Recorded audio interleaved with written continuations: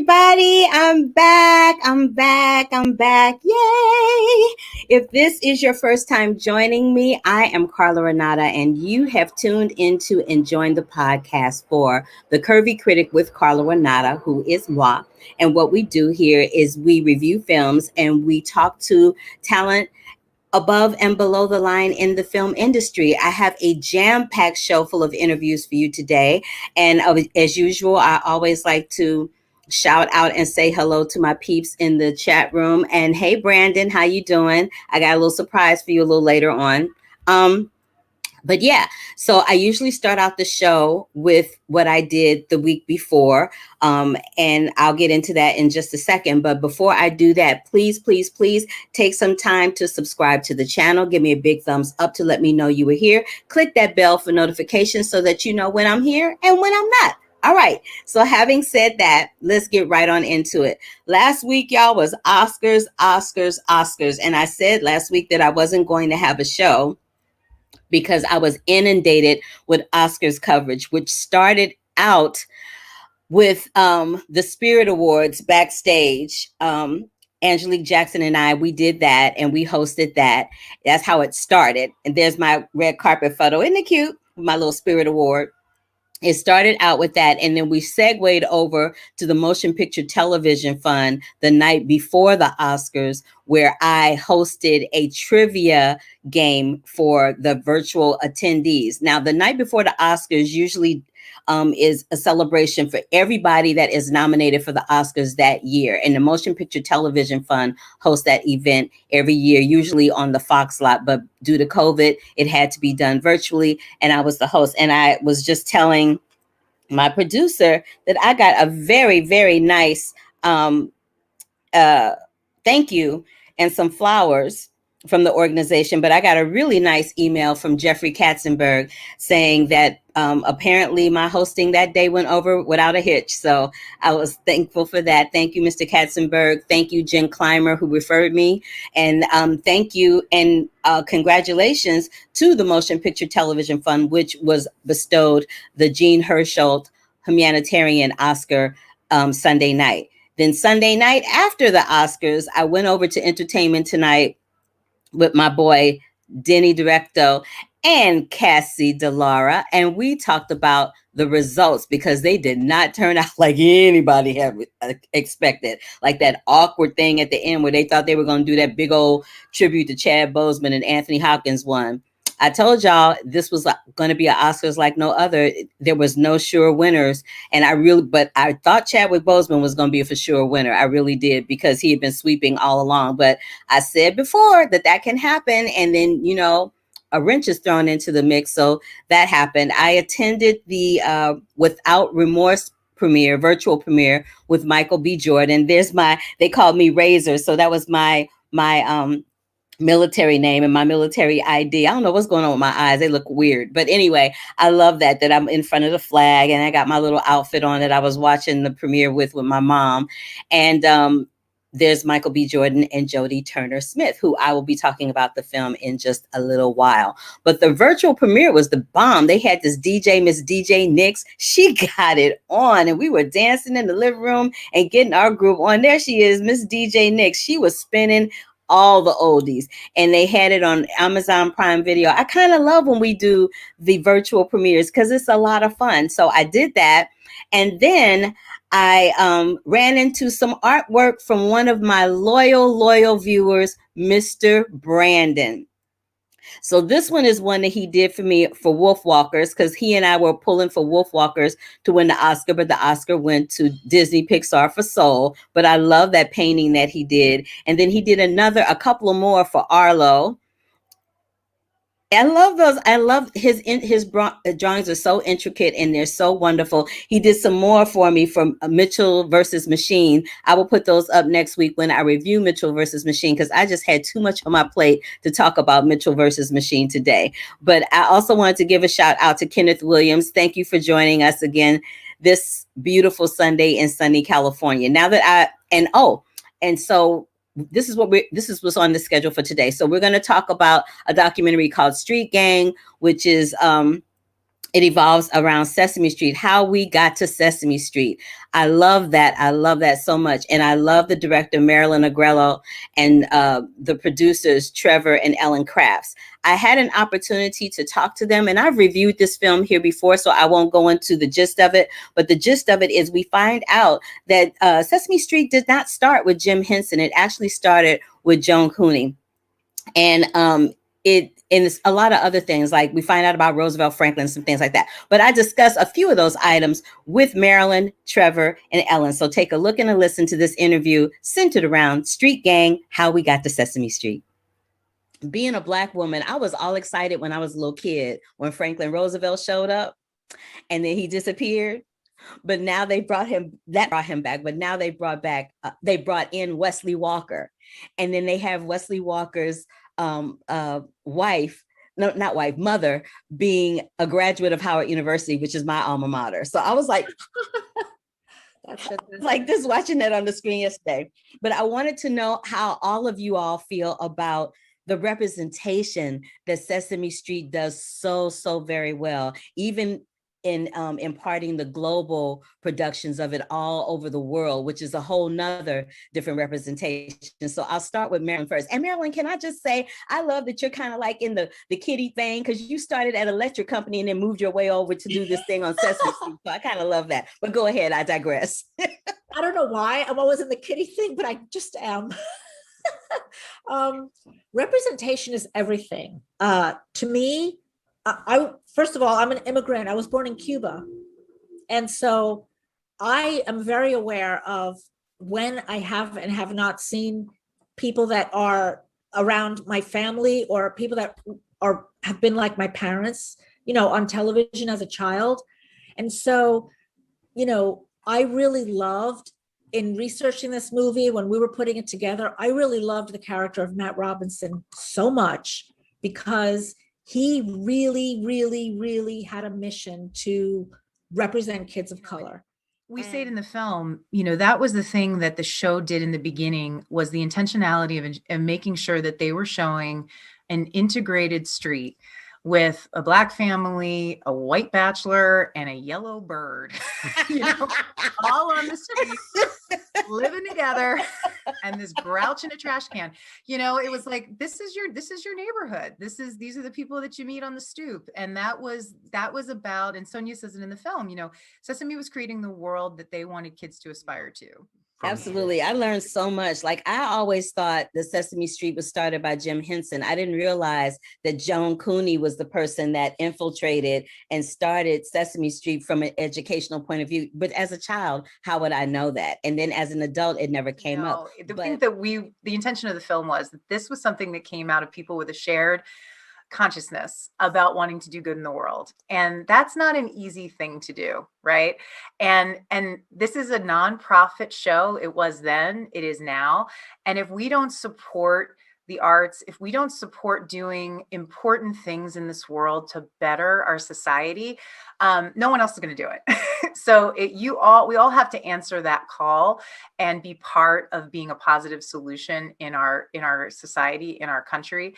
And I think that's something that Sesame, that was their mission from the very beginning, and it's their mission now. But we can't take that for granted. I know that my favorite characters were Oscar and Cookie Monster for various reasons. But I want to know who y'all's favorite Sesame Street character was, and I'll start with Marilyn. Absolutely, Oscar. That's a given. That's a given. He just cracks me up. He takes the dark side of everything and just makes it hilarious. Love him. For me, I love Big Bird. I mean, watching it as a kid, I just wanted to be able to climb in that big nest and give him like a hug. I'm like that, he was my people. Split right down the middle between Grover, we share a birthday, so that I am in love with him. And, okay, that's funny. When is Grover's birthday, Trevor? October 14th. October 14th, same as me. We're Libras together. And Guy Smiley's my other favorite because he's awesome.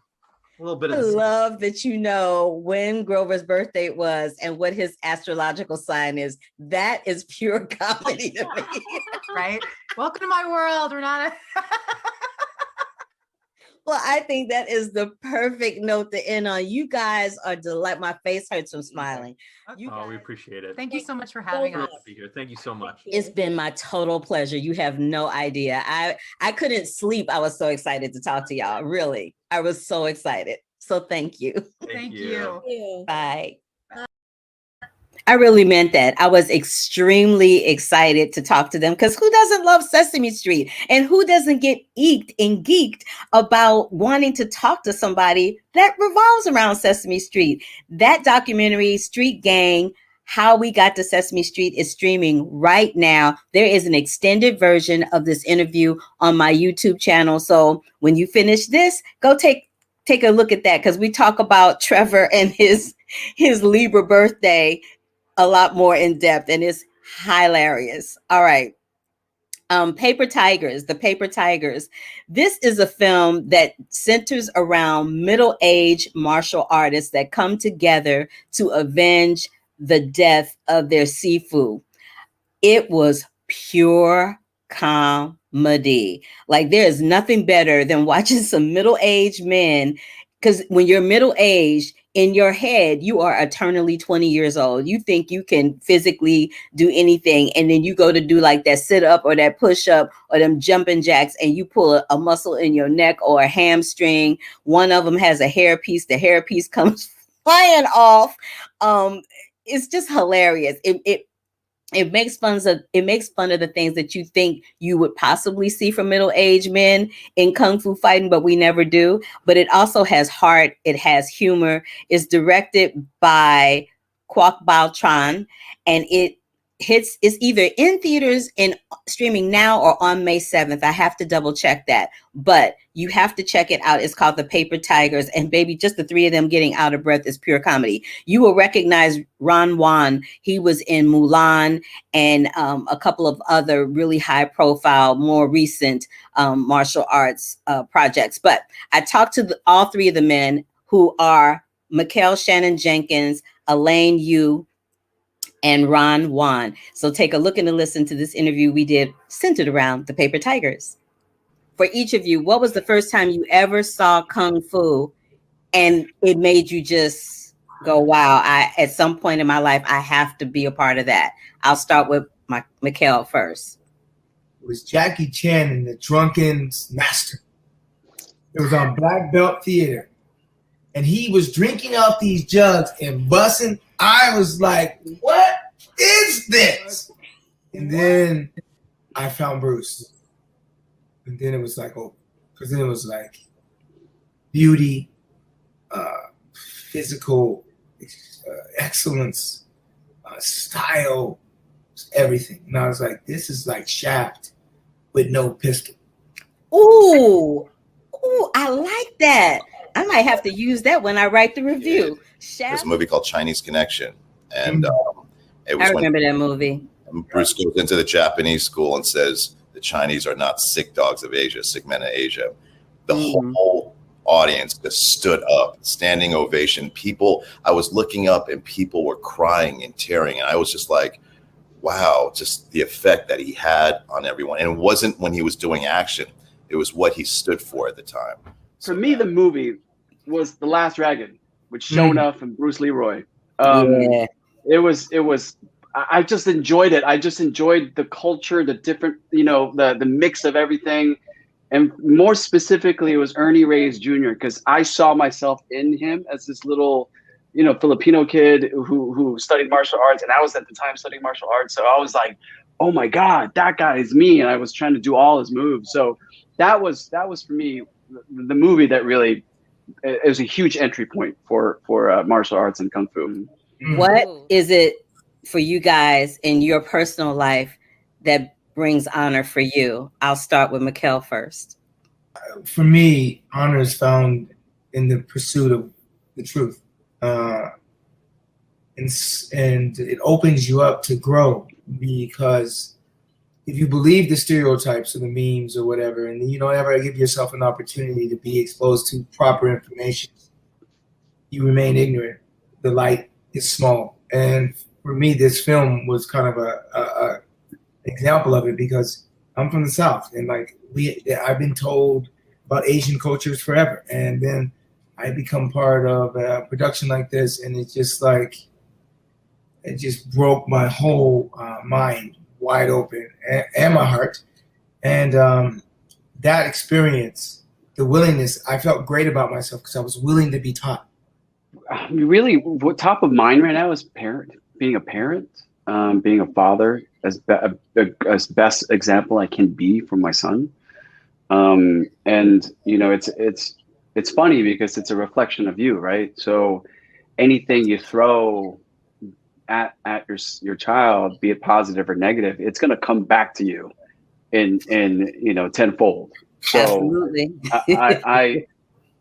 it's the way, you know, my older brothers have told me about parenting is that if you're going to spend time with them, make sure it's time that's uninterrupted and it means something. You can't just be there and be present. You got to be there and be there and taking part of their life, be it 5 minutes or 1 minute or the whole day.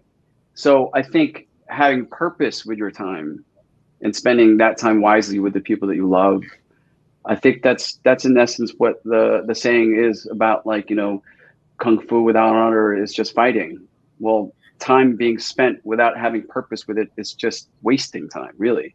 So I think that's what I try to do in my life, especially when it comes to my son. That's a great question. There's so much I want to say, but I think the first thought that came to me, because my mom taught me how to be a man. So for me, it's about selflessness, being selfless, and her thing was, you know, helping others without expecting anything back. And I believe in that. Before I go, all three of you are such deep, sensitive brothers. I appreciate you so very much for taking time out of your day to talk to me. I know it's been a long one for you, and I really, really appreciate you being thoughtful and insightful with your answers to me. I cannot tell you how much that means. Congratulations on the film, and thank you once again. Thank you so very much. Thank you so much. Thank you. Appreciate your time. I meant that. Because a lot of times when you interview people, you can tell that it's been a long day for them. They don't want to do one more interview. They don't want to be asked the same, you know, questions over and over again. But I really appreciated that these brothers took time to give me nice, insightful, intelligent, thoughtful answers. And Paper Tigers is pure comedy, is hysterical. It is, again, directed and written by Kwok Baltran. It will be streaming beginning on May 7th. Please check any streaming services that may stream films, and you can check it there. All right, next up, I had a chance to talk to Breaking Bad's former star, RJ Mitte, who was pure comedy. I love him so very much. He has a new film that's coming out, or that came out rather, on April 30th. It's in theaters on April 30th, and it will be released video on demand this summer. But it's directed by Brett Leonard, is written by Michael D. Coffey, and it's inspired by a true story of a determined high school senior who strives to be a wrestler one last time, despite having cerebral palsy, and goes to extreme lengths, crushing obstacles and inspiring others along his journey to prove his abilities, which RJ Mitte does in real life all the time. So take a look and a listen to this interview with RJ Mitte about Triumph. There's been not resurgence, but there's been a lot of films about, you know, the 60s and the Black Panthers and things like that. And there's also been a plethora of films that have come out within this last year. Triumph now, we got Crip Camp that was nominated for the Oscar. Coda will be coming out later on. We have Feeling Through, which was produced by Marlee Matlin, and she's in Coda.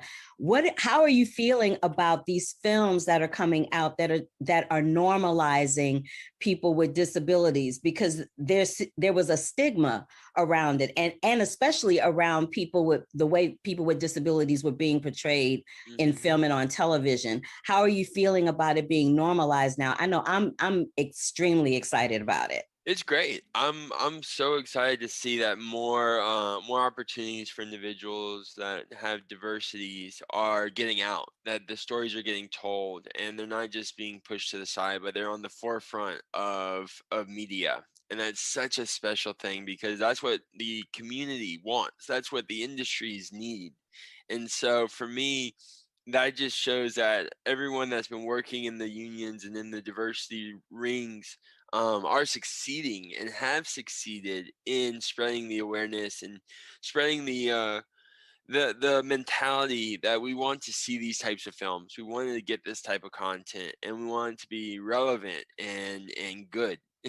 And so I see it as a win, and I'm very happy about it. I am too. I'm like turning cartwheels. You can't see me, but I'm turning some cartwheels in my It's chair. good.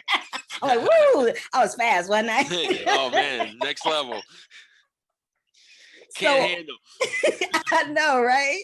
So what was the moment for you as an actor? Because it's a completely different thing to have all of this going on, and then you decide you want to be an actor, which has its own set of challenges. What was that moment for you as an actor where you felt like you had definitely defied the odds and broke through? I mean, that's every day. that's That part. that's a everyday thing. It's because it's a hard business, and you know, with social media and everything, it's definitely changed the industry. But when I first started, and it was a very different world, and the way that media and television film were portrayed was night and day. And you know, it's forever growing and forever changing. So it's you know, you break through the one door and you find the next door.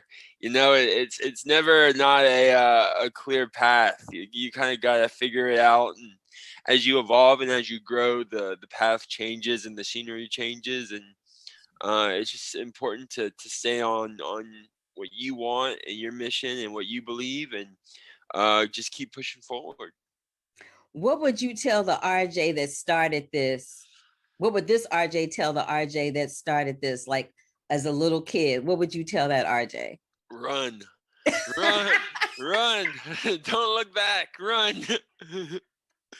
That is hilarious. Whatever you hear, whatever you see, just don't look back and keep on running. I know that's right. And inquiring minds want to know, did you do your own stunts? Because it looked like you was getting down. I was getting whooped, man. It was rough, but it was a lot of fun. What was your favorite move that you learned? I really enjoyed the guillotine. Not a good move, except for until I had it done on me. Now explain for people like me that have no idea what that is. Explain to me what that is. Which is that the like chokehold So thing? yeah, it's like a chokehold, but it's a little longer chokehold. So it's not really a throat choke, but it's kind of I wish I'd show you, but no, you don't need to show me. It's all good. It's all good. It's all good. I don't need that demonstration. Yeah. I'd be like, I mean, you might not mind it. I don't know. I don't know, RJ. I don't know. But it's hardcore. It's not easy, and it's very physically draining. No, it was definitely hardcore, and you did a fantabulous job. It's been my pleasure to hang with you this morning or afternoon, depending on where you are, and talk to you a little bit about this, because I really did. I mean, from my heart, I really did enjoy the film, and I enjoyed you in it. And I'm looking for some more things from you, some even more intense, you know, physical things from you in the acting realm. I feel that. Me too. RJ is the most delightful person I think I've ever interviewed, because he is organic, he's real, he is insightful with what he tells you in his answers, and he is fantabulously spectacular in Triumph, as is Terrence Howard, because we're used to seeing Terrence Howard play Lucius on Empire, or back in the day when he was, you know, one of the Jacksons in the Jackson miniseries. But Terrence does a really wonderful job, and because he's portraying a character that we've never really seen him do.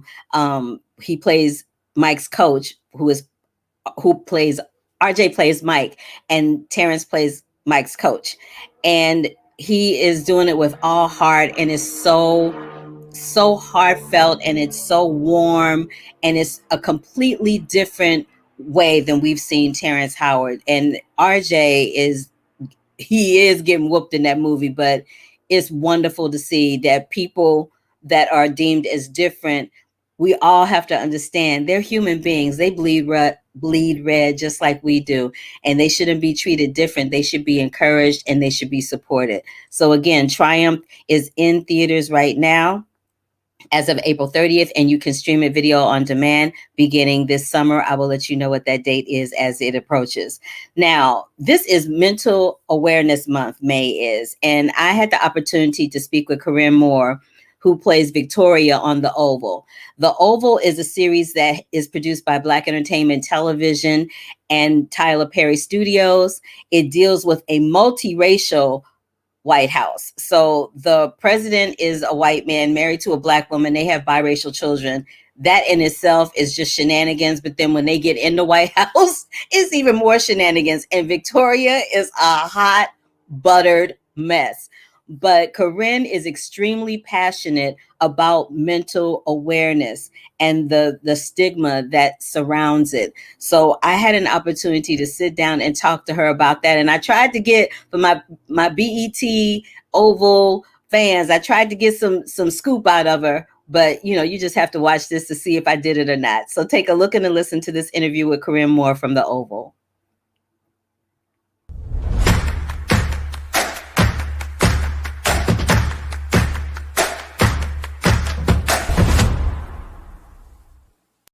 You look so cute. I love your hair. Oh, thank you so much. It's so wonderful to meet you. I enjoy your work on The Oval so much. I really, really do. Thank you. I appreciate you taking time to talk to me. Oh, yes. Yes, girl. I was going to take some time to talk to you. Yes, ma'am. Oh, but I was.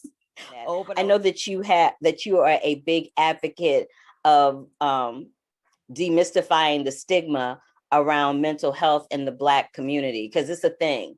You know? Well, it's important to me because I grew up with mental health issues, you know, depression and anxiety my entire life. And as I was growing up, it wasn't something that I knew how to articulate to my parents. And so they couldn't really put a finger on what was going on with me. And for me to explain it to them was just kind of a moot point. But when I got older, I major in psychology in college. So I was able to better understand what I was going through. And I did start seeing a counselor. And, you know, it's healthy, you know, whether you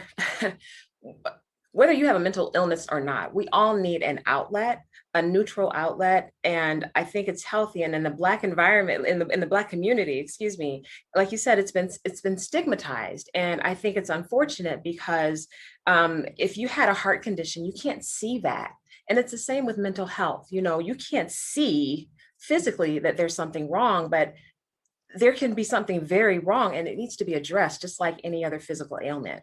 I know that you've worked with an organization or a program called Silence the Shame. And I wanted you to explain to my audience what Silence the Shame is and how it coordinates with the stigma of mental health in the Black community.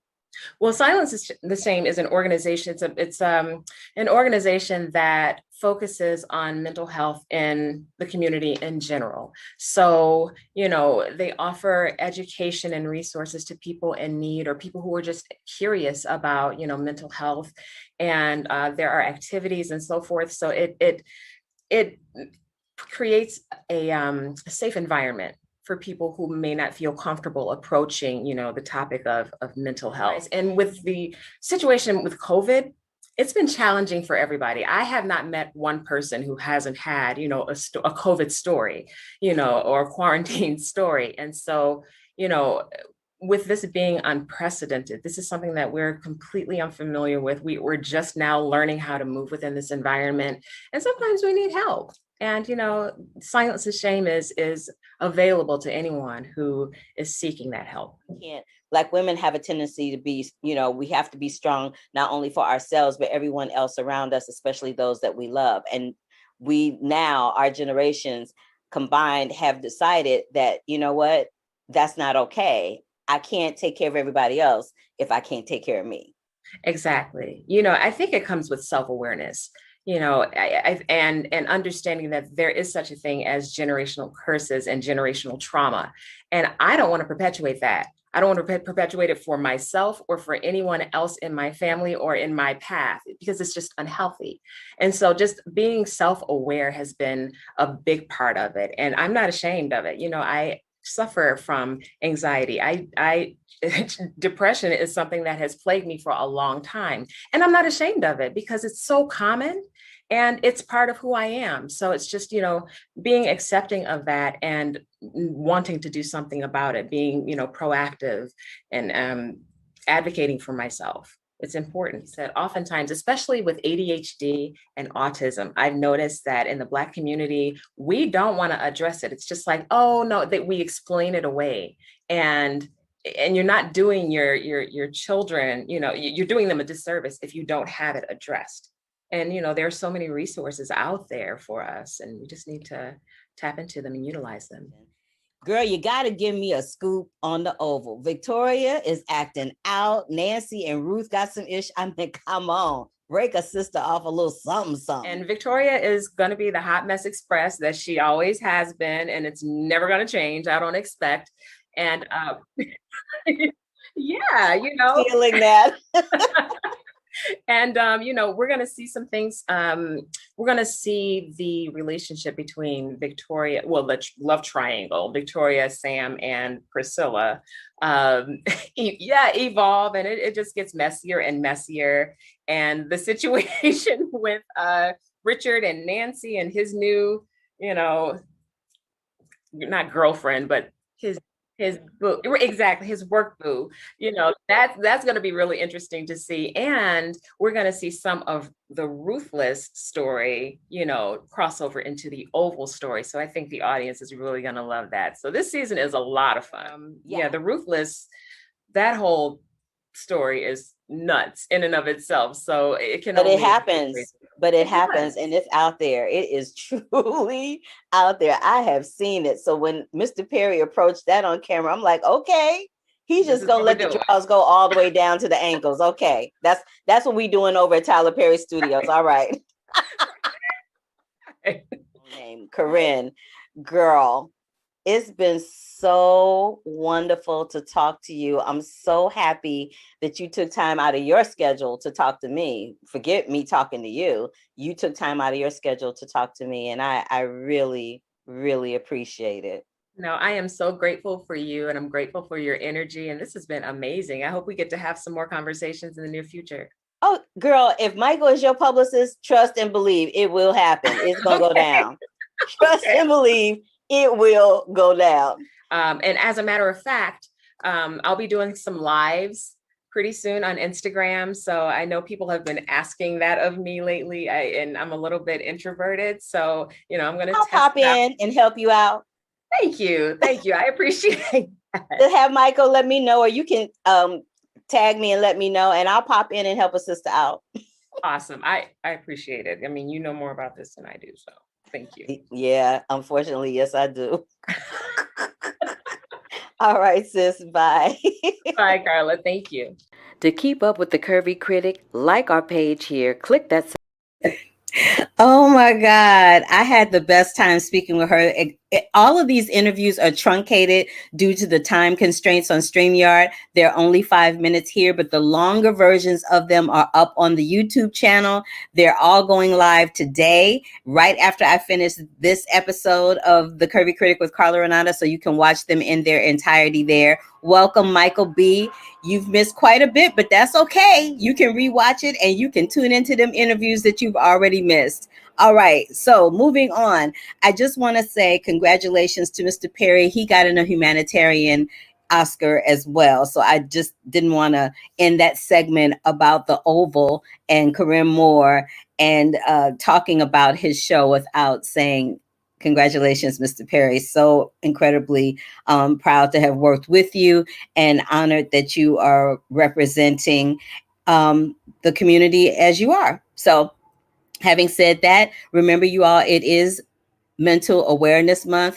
Take really good attention and care to your mental health. Take a deep breath, woosah, do whatever you got to do to keep yourself safe and sane. Now, Jupiter's Legacy is going to start streaming on Netflix beginning May 7th. is based on a graphic comic book, which is has a huge following. I don't review TV shows here, as I've said many times, because I'm on television, but I will talk to the people on the TV shows. I don't have no problem with that. So we have a couple of interviews. We have Josh Duhamel, who's featured in the middle of that picture, who plays Sheldon. We have Mike Wade and Tanika Davis. And we have Leslie Bibb. So I think we're going to go with ladies first and start the Jupiter's Legacy marathon off with this interview with Miss Leslie Bibb, who's playing a female superhero wife. So take a look and a listen to this interview with Jupiter Legacy's Leslie Bibb. Girl, those stunts that y'all were doing in Jupiter's Legacy, I know it's tough for a dude, but how were you handling that? Because there was a couple of times you were on your back. You got your face punched. I'm like, what is going on? I know, right? When they grab you by the neck. I know. Training is intense. I am not a spring chicken. I didn't think I would be donning a suit at my age. I thought maybe I'd missed that window, that superhero window. So I was very excited to do it. And I think ignorance might be bliss, because I didn't really realize that part of it. And then when we started doing the with the stunt training, it's pretty full on, but it's so cool. Like, to be able to learn how to throw a punch and take a punch and sell a punch, and to get to fly. Like, I don't care. You can hoist me 50 feet in the air. I'll stay up there. The views are great. It's amazing. I love it. It's wild and it's hard work, but it's so worth it. And it's really fun. And I liked getting to play a character who wasn't, 12 years old, getting to be young and strong. I liked being a woman, like a mother, a woman who was a badass, who has a voice, who's like, I think like the every woman, like, yeah, she's a superhero. To me, I kept looking at like me being a superhero was just like the same. It's just her day job. But like, most women are pretty badass. They juggle everything. And they're everything. And everybody tells you, oh girl, you can do it. You can do it. You can have a great, you can do all that. And it's like, it's hard work.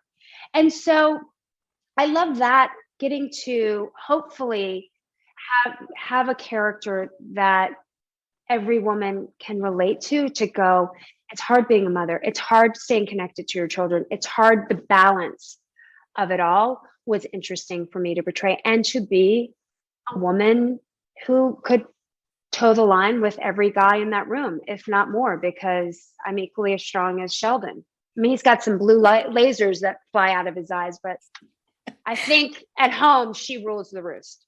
I loved how you brought up the balance part, because that I did notice that about your character. That was wonderful to be able to see that. And it was also wonderful to be able to see superheroes that were growing older, because usually when we see superheroes, we don't see them growing older. What are your thoughts about that? I thought that, for me, when I read it, that aspect of it, I thought was really cool. And I love that Mark Miller created that world. I also thought it was interesting to see them older, and in the same episode, constantly the time jumps back to when they began. I think there's something, you look at people and you can never remember them when they were in their 20s, and to be able to see like how life has changed them, what's happened. Like, I think about Mike Wade, who's Fitz, who's the Flare. And you see him and he's so brilliant and smart, and not a time when people were getting to do what he was getting to do, to be there. And then you see him and he's in a wheelchair, and you're like, what, and where does that story go? And to see that, and you start to see these glimpses of like the relationship that my character has with him, and you're like, wait, where did that happen? And so those little interconnected things, I think, are exciting and hopefully whet everybody's appetite to want to see more. And I think it's cool that in this show, it's present day, but you're constantly seeing the journey to present day, that you see this tether of the two worlds constantly colliding until they meet in whatever season that would be. But you rarely get to see that. No, you rarely get to see that. You're absolutely right. Well, you are a badass on screen and off. Thank you so much for giving me part of your time today. Enjoy Australia, and hopefully we'll see each other soon. Where are you right now? I'm in LA. Oh, how is it? It's hot today. As I sit here in a sweatsuit. I love it. Be safe, be well, and thanks for watching the show. My pleasure. Thank you. Okay. Bye. Bye, Carla. Thank you, Carla. To keep up with the Curvy Critic, like our page. I got really lucky this week with some really cool people that wanted to do junkets. So thank you, Miss Leslie Bibb. Y'all are going to love her in Jupiter's Legacy, I promise. Now on, we're going to skip over to her better half, Mr. Josh Duhamel, who I personally love because he was Leo on All My Children, okay? Leo on All My Children, and he was also the lead on that TV show Vegas. Remember that? Insti-who, I digress. Take a look and a listen to this interview with Josh Duhamel from Jupiter's Legacy. Hi, Josh. How are you? Hi, Carla. How are you? I'm good. I'm so excited to talk to you. I've been a fan since you were on All My Children. Oh, so happy to see. Leo lives. Yes, honey. Leo lives. Never found the body. Leo and Greenlee, yes. But I kind of love Jupiter's Legacy because we get to see superheroes age and go between the 30s and now. What was that like for you? Because, when we see superheroes, we never see them age. They always look eternally youthful and beautiful. Yeah. And that was one of the beauties of this for me. It's like, okay, so I've seen a lot of iterations of the superhero, but I've never seen one who was sort of tired and old and kind of depressed. And is strong as he is and is as good as his intentions are. This guy is going through it. He really is.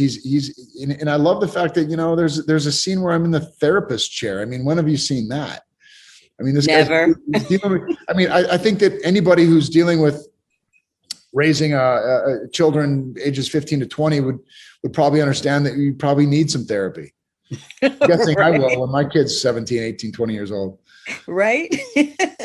We talk a lot about the code in Jupiter's Legacy, this code that these superheroes are living by. And I just wondered, in your real life, what's your code of honor? My code of honor is I treat everybody. I got this from my dad. I just treat everybody. I try to treat everybody the same. I don't care if you're up here or if you're down here, you're still a human being. And that's one thing that I'm trying to teach my son is that everybody deserves respect and to be heard and to be seen and to be listened to. And I think that is really how I try to live my life.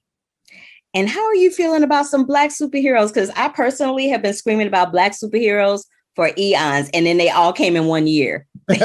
First we got Black Panther, then we got Octavia Spencer and Melissa, and now we got Mike and Tanika. I'm like, what's up? We got all these Black superheroes. Now we got the Flare and we got the Flare 2. I think they could have done a better job on naming the Flare 2. That was my one gripe from Mark Millar. It's like, really, we got the Flare and we got the Flare 2? Couldn't we have given her I don't know, anything but the Flare 2? That is hilarious. What was the training like for you? Because y'all got thrown around a lot, especially that big scene with Paragon. Y'all were flying all over the place. Yeah, that was a long shooting process getting that scene, because it's like, it always looks great and we knew that it was going to look cool and it was done, but it's such a deliberate sort of regimented schedule that you got to follow on these things. Is you got to, okay, so it's shot by shot by shot by shot by shot. And as fun as they are when they're all put together, those are not fun scenes to always shoot. Although you do get to be, hung up on wires and fly around a little bit. Yeah, I've flown around. It's not fun. Yeah, I have more fun, in the therapist chair. That is hilarious. Oh my God, you are pure comedy. I cannot. What was your worst day on set and what was your best? My worst day on set would have probably been the first day we had the suits on. We were in Toronto, middle of the summer, and it was like 107 degrees and we were all just dying in these suits. It was like, we're like, is this what this is going to be like for the next 6 months? So it was like, it was pretty exhausting that day. Wasn't so much fun. I think the most fun I had was as crazy as this sounds, was the third and fourth episode when my character starts losing his mind. Just those crazy sort of psychotic scenes that I got to play, because you get to go to some dark places and it's fun to act crazy. Maybe because I relate. I don't know. Well, you executed them very well. It was such a joy and a pleasure to watch you in this role as Sheldon. And thank you so much for taking time out to speak with me. I appreciate it. Thank you, Carla. All right. Bye now. Bye-bye. Leo lives, and he's right here on the Curvy Critic with Carla Renata. Anyway, that was Josh Duhamel talking about playing Sheldon in Jupiter's Legacy. And last but not least, he set me up perfectly to talk to Flair and Flair 2. I agree with that name, Flair 2. That's not hot. They could have come up with something better, who are respectively played by Mike Wade and Tanika Davis. So take a look and a listen to this interview with the two of them in Jupiter's Legacy. I saw 2 Black superheroes on Netflix. I was very excited about that. Can we just talk about that? I'm like, Black Panther then opened up a portal, and I've been screaming about Black superheroes for a minute. So I was very happy to see all of that. I really was. So what would you say are your feelings about that? Because I obviously, you know how I feel, but I'd love to know how y'all feel about that. I'll start with Tanika first. Okay, so I'll be honest. When I watched Black Panther, I levitated a little bit. I literally was that person who came out the theater and I was like, denying. I get the opportunity to do something like that. It actually fueled this dream for me, because I was just like, when I saw that, I was like, it's possible. I can do that. So when Jupiter's Legacy came around and that opportunity was there, you send out that tape sort of thing, but I always feel like the universe kind of brings back what you prepared for and worked hard for. So behind the scenes, I was doing a lot of training and, preparing with boxing, martial arts, all that sort of stuff. And I feel like the universe kind of gave me that opportunity. So again, to be an example, to inspire, a generation of youth, just like I was inspired when I watched that movie, is a huge responsibility, but also such a blessing to be able to do it. I'm just grateful. I'm grateful. And let's just say you look like Benjamin Buttons, because you look like 30 years younger all the time. I'm just like, okay, I digress, but go ahead, Mike. Just to kind of touch on what Tanika was saying, I remember before I got this opportunity, just kind of sitting down thinking like, what do I want to do next? Which is something that has been a dream of mine for a while, which is, being a superhero. So I just said, hey, I'm gonna hit the gym in a different way. I was a little bit leaner and I put on a little bit of size. And show them your arms. Please take a look at that. Oh, guns. Like AK-47s, okay. So, not too much longer after that, I got this opportunity. Yeah. And so I was inspired by Black Panther. And you made me think about, I have comics still at my folks' place. And I think my aunt got me something called Brother Man or something like that. Stop. So I was like, you just made me think of that right now. And, because representation is important. And it's really an honor to, to be in this position right now. Well, Brother Man and Sister Girl. It has been my honor. That is my time. I'm hoping that we get to chat again sometime soon and that we have an even longer conversation. But thank you. I appreciate you. Appreciate you as well. All right. Bye. Bye. I want to give another thank you to Brother Man, Mike Wade, Sister Girl, Tanika Davis, Josh Duhamel, and Leslie Bibb. You guys can check all of them out in Jupiter's Legacy, which airs on Netflix beginning on May 7th. Now, and it's directed by multiple directors, and the showrunner is Sang Kyu Kim. All right. Brother Man is the ish. I know, Michael B. It's hilarious, right? It kind of is. It kind of is.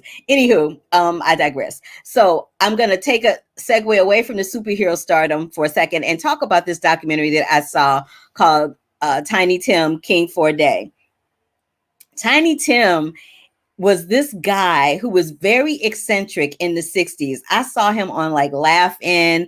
He got married to his wife, Miss Vicky, on Johnny Carson's The Tonight Show. Like he was one of those novelty pop culture acts, and he eerily looks a lot like Weird Al Yankovic, who narrated this documentary. The documentary is directed by John von Sydow, and it deals with this man's life who had a very interesting life. He was born as Herbert Carey, and he's best known for a song that he recorded called Tiptoe Through the Tulips. And Tiptoe Through the Tulips is anything but what he did throughout his life. His popularity peaked like around 1969, shortly after he married Miss Vicky, and he passed away sadly in 1996. But if you want to find out what happened with his life, what happened to Miss Vicky, how he went from being Herbert Carey to Tiny Tim, I suggest you check out the documentary, which is streaming now anywhere where you can find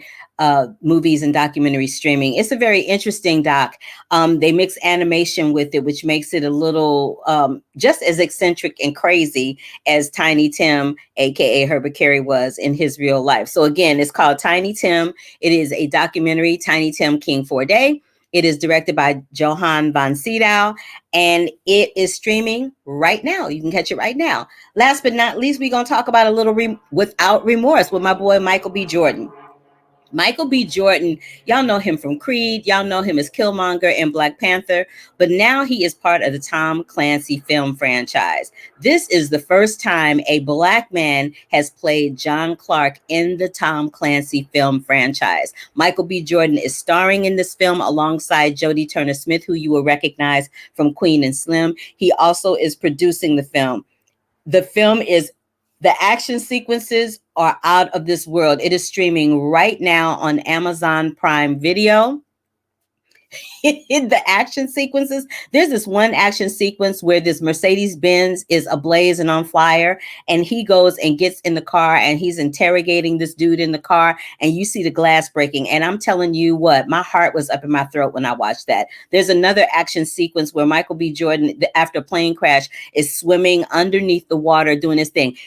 I'm saying he giving Tom Cruise a run for his money in the action superhero lane, because Tom Cruise is the only other person that, and maybe Sylvester Stallone back in the day and Arnold Schwarzenegger back in the day, that do their own stunts. So I think we're going to be seeing a lot more of Michael B. Jordan in this lane, and we're definitely going to see a sequel to Without Remorse, because as the film ends, it kind of alludes to that. Hopefully I'm not wrong, and we will see another one. And I'm hoping that the next one will be a little more heavily on dialogue than it was the action sequences. That's the only thing that I kind of was like, I don't know how I feel about that. I wanted more dialogue. I wanted to know more about John Clark. I wanted to know how he met his wife. I wanted to know how he became, a Navy SEAL ops. I wanted to know all of that. So hopefully they'll address all of those things in the sequel that is coming up. So it's heavy on action, light on dialogue, and it is giving Michael B. Jordan a chance to be the headliner in a brand new franchise that is an old franchise with the Tom Clancy novels. It is called Without Remorse, and it is now streaming on Amazon Prime Video. Now, Here Today is a film that is directed and written by Billy Crystal. He's starring opposite Tiffany Haddish, who we all love from Girls Trip, her stand-up comedy show, which she won the Emmy and the Grammy for, Black Mitzvah. And they are starring in a film together. I cannot review the film right now because the review of the film is actually embargoed for May 5th. So I'll hit that next week. But I can show you this interview that I did with comedy legend Billy Crystal and Tiffany Haddish about their new film, Here Today. Hi, you guys. It's so wonderful to see you. I'm big fans of both of you, fans of your writing, fans of your talent, and fans of you in this film as Charlie and Emma. Okay. Yeah. So there was the late Joan Rivers used to have all of her jokes in like a card catalog box to keep track of like what jokes she wanted to use when. And I just wanted to know if you guys had any kind of filing system for your jokes. And I'll let ladies go first with Tiffany. I keep all of my jokes in notebooks like this one. I write my jokes down. I write my thoughts down. in different notebooks, and I keep those. It's so funny. I was just talking to Melissa, Joan's daughter, and I was telling her that I'm trying to purchase some of Joan's artwork, and she's like, instead of that, how about I give you some of her jokes? Give you some of her joke cards. And I was like, girl, don't you? You like, girl, don't play with me. That's huge to me. And we're going surfing when I get back into town. So I'm excited about that. That's something to be excited about. How about you, Mr. Crystal? I have tons of early notebooks, which I really treasure, because actually some of them are written in pencil, or whatever I could grab at the time, because a thought, you don't know where a thought is and going to come from. And then, I would write out stuff, and now they're all files on the computer I'm talking to you on. So I have all kinds of files and all kinds of stuff to keep track of. And anytime I have something new, I write it as a note, either on my phone or on a computer, because it's, it's just easier now. It's crazy. Billy, I be wanting to put my jokes in the computer, but I feel like people keep hacking into my accounts. And I'm like, somebody might steal my jokes. So that part. The notebooks, if you're going to steal it, you got to come up in here. I know that's right, too. You got to come up in here. You're going to have to deal with my dogs. You're going to deal with my brother. And then you have to deal with me.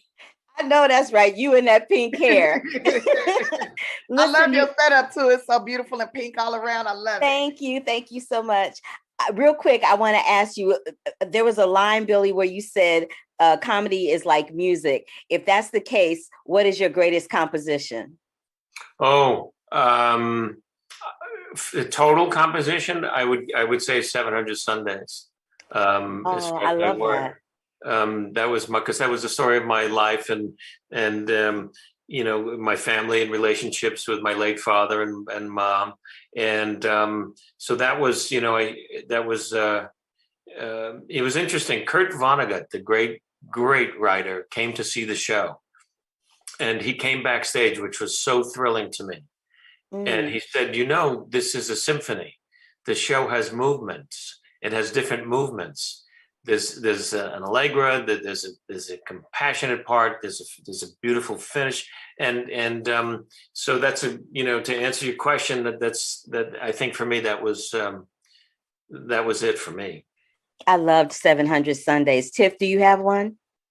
A composition? Yes. What is your greatest composition? My greatest composition at this point would have to be. Well, I have two really great ones. I feel like.